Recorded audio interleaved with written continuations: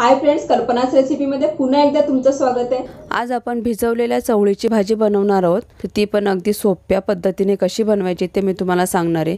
ही भाजी तुम्ही चपाती, पुरी किंवा डाळ भाताबरोबर खाल्ली तरी खूप छान लागेल। तर झटपट पद्धतीने आणि थोडेसे मसाले घालून आपण ही भाजी बनवलेली आहे। तर बघूया कशी भाजी बनवायची ती।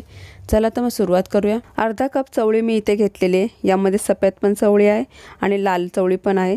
तर तुम्ही बघू शकता इथे अर्धा कप मी चवळी घेतली होती आणि ती भिजून डबल झालेली आहे। आणि ही चवळी आता आपल्याला वाफवून घ्यायची आहे। तर ही स्वच्छ धुवून घेतलेली आहे आणि कुकरमध्ये टाकून यामध्ये 1 ते 1.5 ग्लास पाणी टाकलेले आहे आणि याची आपल्याला 3 ते 4 शिट्ट्या करून घ्यायच्यात। कुकर गॅसवरती ठेवूया आणि 3 ते 4 शिट्ट्या करून घेऊया। तर त्यासाठी लागणारे मसाले पाहूया। तर इथे कढीपत्ता घेतलेला आहे, 2 कांदे बारीक कट करून घेतलेले, 1 टोमॅटो घेतलेला आहे बारीक कट केलेला, 3 चमचे तेल, 1 चमचा जिरं, पाव चमचा हिंग, चवीपुरतं मीठ, 1 बटाटा कापून घेतलेला आहे। आजची ही चवळीची भाजी थोडीशी स्पायसी केलेली आहे। तर इथे मी पाव चमचा लाल तिखट घेतलेलं आहे, 1 चमचा मालवणी मसाला, 1 चमचा धना पावडर, पाव चमचा हळद, 2 ते 3 चमचे ओलं खोबरं, 1 चमचा अद्रक लसूणची पेस्ट। कुकरच्या 3 ते 4 शिट्ट्या झालेल्या आहेत आणि आता तो थंड झाला आहे। तर कुकर मी ओपन केलेला आहे। बघू शकता तुम्ही चवळी छान मऊ शिजलेली आहे। तुम्हाला मी दाखवते। तर आता ह्या चवळीला आपल्याला फोडणी टाकायची आहे। तर ही भाजी झटपट होण्यासाठी मी चवळी वाफवून घेतलेली आहे कुकरला। गॅसवरती मी कढई ठेवलेली आहे, त्यामध्ये 2 ते 3 चमचे तेल टाकायचं आहे। जिरे आहे ते आपल्याला जिरा फोडणीला टाकायचं आहे, कढीपत्ता, हिंग हे सर्व चांगलं आपल्याला परतून घ्यायचं आहे। त्यानंतर कापलेला कांदा टाकायचा आहे, कांदा चांगला लाल करून घ्यायचा आहे।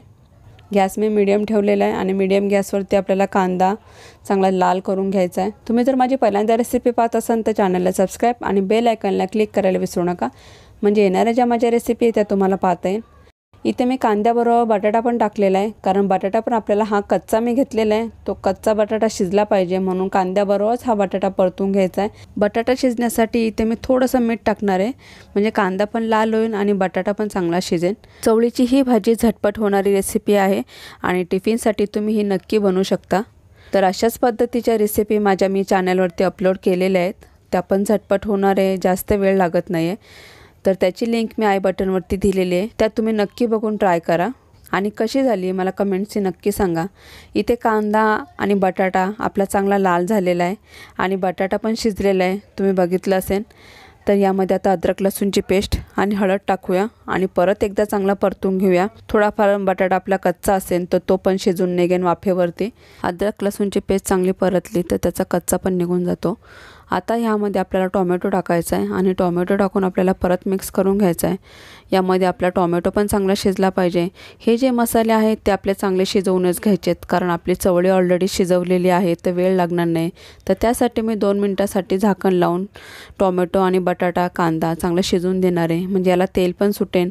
तुम्ही बघू शकता चांगलं तेल सुटलेलं आहे मसाल्याला आणि टोमॅटो पण नरम झालेला आहे।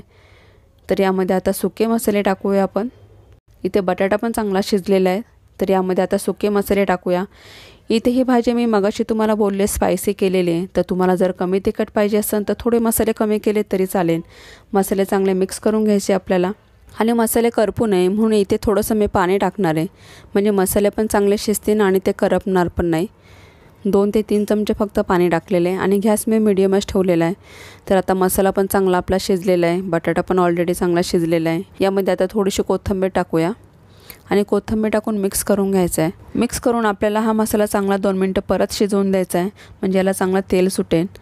नंतर आपली भाजी व्हायला वेळ लागणार नाही। तुम्ही बघू शकता छान मसाल्याला कलर पण आलेला आहे आणि तेल पण चांगला सुटलेलं आहे। तर यामध्ये आता शिजवलेली चवळी टाकूया।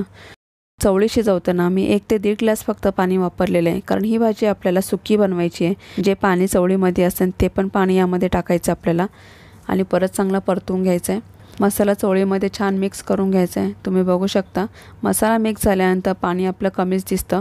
यामध्ये मगाशी थोडंसं मी मीठ वापरलं होतं, तर आता थोडंसं चवीपुरतं मीठ वापरायचं आपल्याला। तर छान मीठ मिक्स करून घेतलेलं आहे। यामध्ये आता आपल्याला खोबरं टाकायचं आहे, तर आवडीनुसार तुम्हाला 2 ते 3 चमचे मी इथं वापरलेलं आहे खोबरं, तर तुम्ही कमी जास्त करू शकता। खोबरं टाकून मिक्स करून घ्यायचं आहे आणि परत आपल्याला 2 ते 3 मिनिटासाठी याला परत वाफ काढायची आहे। तर ते झाकण लावून आपल्याला वाफ काढून घ्यायची आहे। गॅस मी मीडियमच ठेवलेला आहे। 2 ते 3 मिनिटं झालेले आहेत भाजीला आणि परत एकदा मिक्स करून घेऊया। चवळीची भाजी आपली तयार झालेली आहे। या भाजीवरती थोडीशी कोथिंबीर टाकायची आहे, ही भाजी तुम्ही गरम गरम चपाती, पुरी, डाळ भात याबरोबर तुम्ही खाऊ शकता. तर नक्की ही रेसिपी ट्राय करा. कशी झाली मला कमेंट्स नक्की सांगा. रेसिपी जर आवडली तर लाईक, शेअर आणि सबस्क्राईब करायला विसरू नका. परत भेटूया अशीच एक नवीन रेसिपी घेऊन. थँक्यू.